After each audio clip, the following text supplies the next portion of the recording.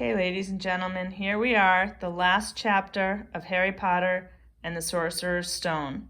This is another long chapter, so we'll do it in two parts.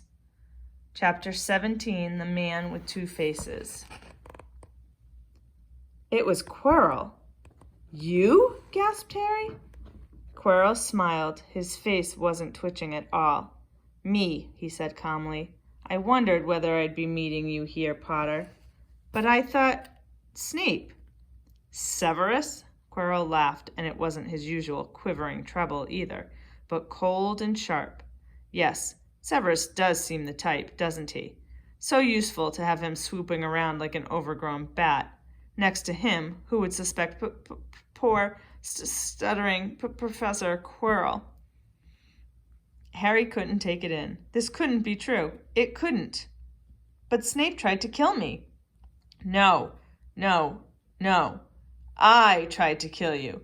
Your friend Miss Granger accidentally knocked me over as she rushed to set fire to Snape at that Quidditch match. She broke my eye contact with you. Another few seconds and I'd have got you off that broom.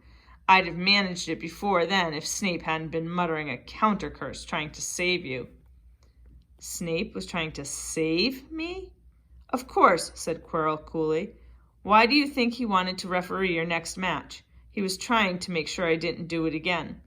Funny, really. He needn't have bothered. I couldn't do anything with Dumbledore watching. All the other teachers thought Snape was trying to stop Gryffindor winning. He did make himself unpopular. And what a waste of time, when after all, I'm going to kill you tonight. Quirrell snapped his fingers. Ropes sprang out of thin air and wrapped themselves tightly around Harry. You're too nosy to live, Potter, scurrying around the school at Halloween like that. For all I knew, you'd seen me coming to look at what was guarding the stone. You let the troll in? Certainly. I have a special gift with trolls. You must have seen what I did to the one in the chamber back there. Unfortunately, while everyone else was running around looking for it, Snape, who already suspected me, went straight to the third floor to head me off. And not only did my troll fail to beat you to death, that three-headed dog didn't even manage to bite Snape's leg off properly. Now, wait quietly, Potter. I need to examine this interesting mirror. It was only then that Harry realized what was standing behind Quirrell. It was the mirror of Erised. This mirror is the key to finding the stone, Quirrell murmured, tapping his way around the frame. Trust Dumbledore to come up with something like this. But he's in London. I'll be far away by the time he gets back. All Harry could think of doing was to keep Quirrell talking and stop him concentrating on the mirror. I saw you and Snape in the forest, he blurted out. Yes, said Quirrell idly, walking around the mirror to look at the back. He was on to me by that time, trying to find out how far I'd got. He suspected me all along, tried to frighten me, as though he could, when I had Lord Voldemort on my side. Quirrell came back out from behind the mirror and stared hungrily into it. I see the stone. I'm presenting it to my master. But where is it? Harry struggled against the ropes binding him, but they didn't give. He had to keep Quirrell from giving his whole attention to the mirror. But Snape always seemed to hate me so much. Oh, he does, said Quirrell casually. Heavens, yes. He was at Hogwarts with your father, didn't you know? They loathed each other. But he never wanted you dead.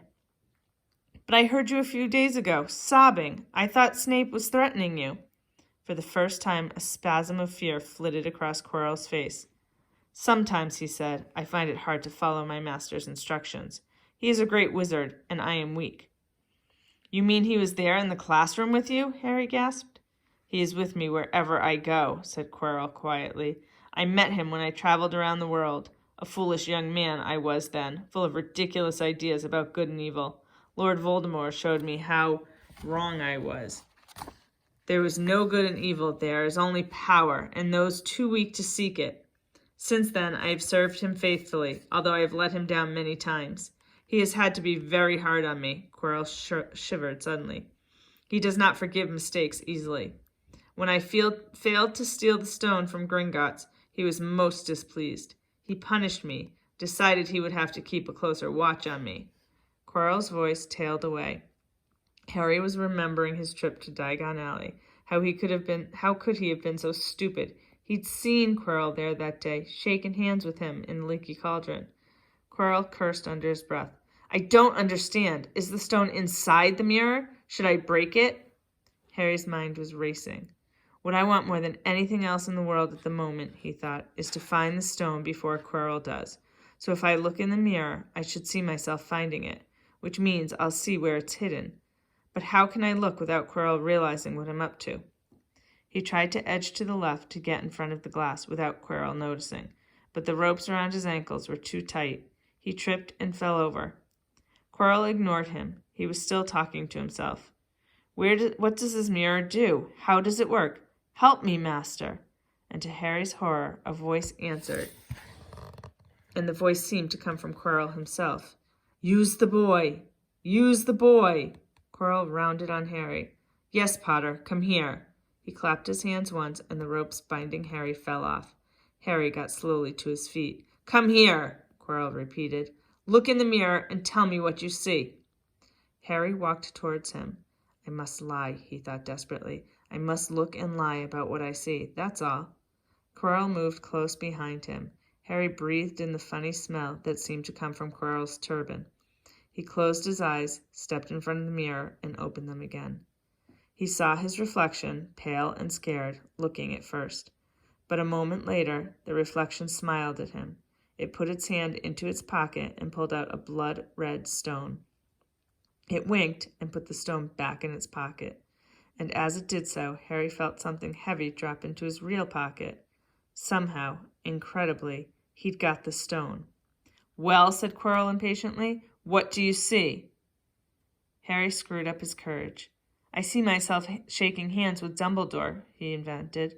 I've won the House Cup for Gryffindor. Quirrell cursed again. Get out of the way, he said. As Harry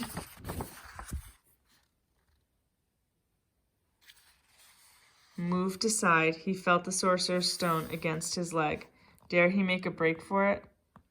But he hadn't walked 5 paces before a high voice spoke through Quirrell, though Quirrell wasn't moving his lips. He lies! He lies! Potter, come back here, Quirrell shouted. Tell me the truth. What did you just see? The high voice spoke again. Let me speak to him, face to face. Master, you are not strong enough. I have strength enough for this. Harry felt as if Devil's Snare was rooting him to the spot. He couldn't move a muscle. Petrified, he watched as Quirrell reached up and began to unwrap his turban. What was going on? The turban fell away. Quirrell's head looked strangely small without it. Then he turned slowly on the spot. Harry would have screamed, but he couldn't make a sound. Where there should have been a back to Quirrell's head, there was a face, the most terrible face Harry had ever seen. It was chalk white, with glaring red eyes and slits for nostrils, like a snake. Harry Potter, it whispered. Harry tried to take a step backwards, but his legs wouldn't move. See what I have become, the face said. Mere shadow of vapor. I have form only when I can share another's body. But there have always been those willing to let me into their hearts and minds. Unicorn blood has strengthened me. These past weeks, you saw faithful Quirrell drinking it for me in the forest. And once I have the elixir of life, I will be able to create a body of my own. Now, why don't you give me the stone in your pocket? So he knew. The feeling suddenly surged back into Harry's legs. He stumbled backwards. Don't be a fool, he snarled the face. Better save your own life and join me, or you'll meet the same end as your parents. They died begging me for mercy. Liar! Harry shouted suddenly. Quirrell was walking backwards at him, so that Voldemort could still see him.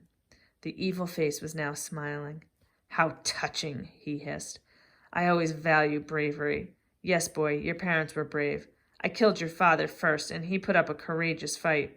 But your mother needn't have died. She was trying to protect you. Now give me the stone, unless you want her to have died in vain. Never! Harry sprang towards the flame door, but Voldemort screamed, Seize him! And the next second, Harry felt Quirrell's hand close on his wrist. At once, a needle-sharp pain seared across Harry's scar. His head felt as though it was about to split in two. He yelled, struggling with all his might, and to his surprise, Quirrell let go of him. The pain in his head lessened. He looked around wildly to see where Quirrell had gone, and saw him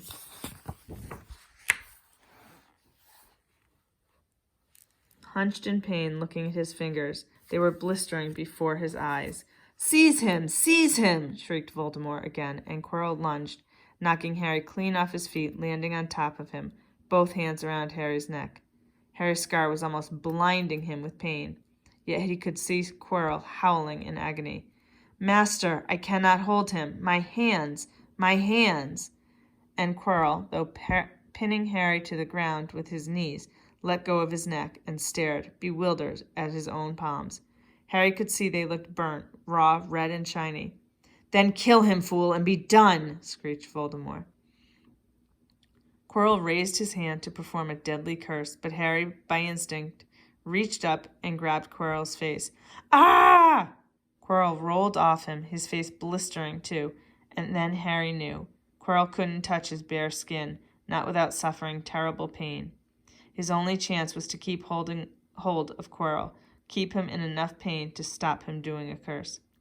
Harry jumped to his feet, caught Quirrell by the arm, and hung on as tight as he could. Quirrell screamed and tried to throw Harry off. The pain in Harry's head was building. He couldn't see. He could only hear Quirrell's terrible shrieks and Voldemort's yells of kill him, and other voices, maybe in Harry's own head, crying, "Harry! Harry!"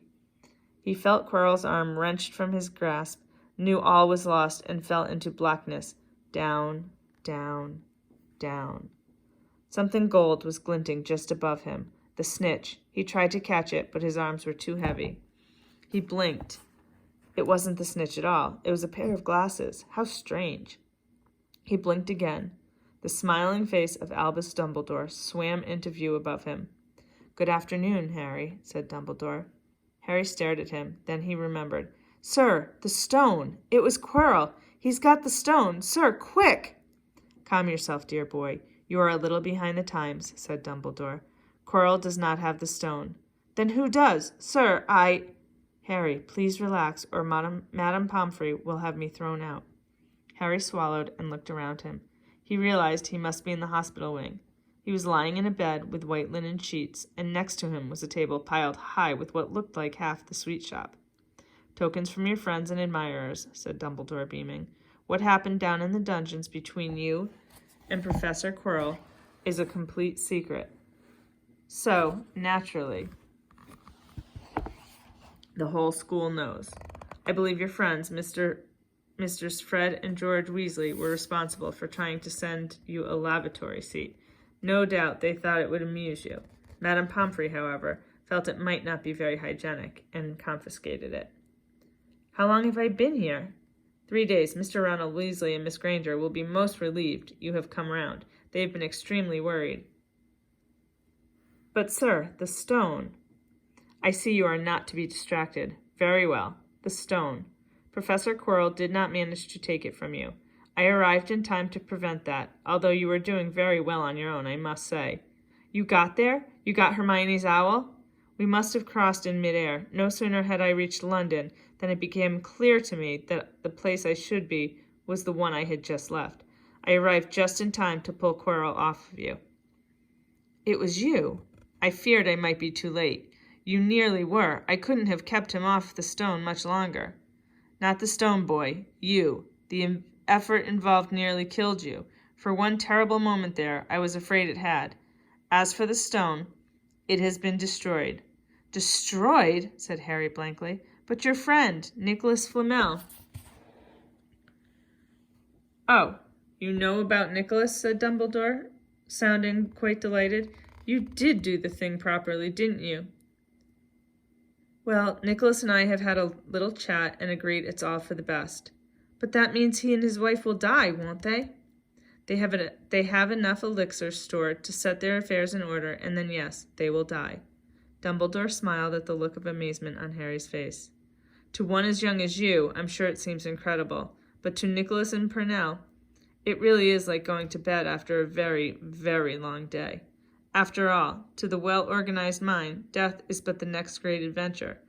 You know, the stone was really not such a wonderful thing. As much money and life as you could want. The two things most human beings could choose above all. The trouble is, humans do have a knack for choosing precisely those things which are worst for them. Harry lay there, lost for words. Dumbledore hummed a little and smiled at the ceiling. "Sir," said Harry, "I've been thinking. Sir, even if the stone's gone, you know who. Call him Voldemort, Harry. Always use the proper name for things. Fear of a name increases fear of the thing itself." "Yes, sir. Well, Voldemort is going to try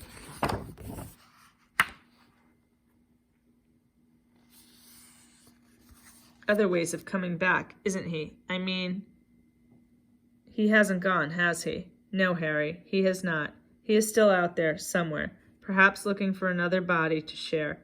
Not being truly alive, he cannot be killed. He left Quirrell to die.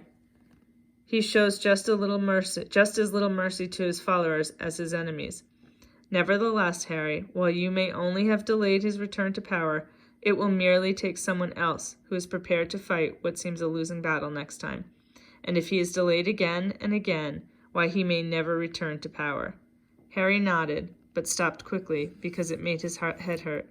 Then he said, "Sir, there are some other things I'd like to know, if you can tell me. Things I want to know the truth about." "The truth," Dumbledore sighed. "It is a beautiful and terrible thing, and should therefore be treated with great caution. However, I shall answer your questions, unless I have a very good reason not to, in which case I beg you'll forgive me. I shall not, of course, lie. Well, Voldemort said that he only killed my mother because she tried to stop him killing me. But why would he want to kill me in the first place?"